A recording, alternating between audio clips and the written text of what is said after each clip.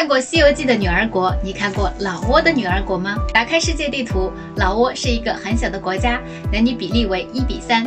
姑娘泼辣热情，身材娇小，面容俏丽，有着东南亚最美女儿国之称。每年的相亲大会总能吸引无数目光，而这个所谓的相亲大会其实是被目睹的老挝苗族新年。它和国内的苗族花山节一样，相亲只是它功能的一部分，只是被人戴着有色眼镜放大了。那老挝苗族和国内苗族又是什么关系呢？其实他们和国内西部苗族一样，都自称蒙。150多年前，受战争影响，他们从云南、广西缓慢而平和地跨过越南，迁徙到老挝。由于都住在山顶上，也被称为老挝人。二战前后，他们夹在美国、法国和东南亚各国间，经历了长达10多年艰苦卓绝的战争。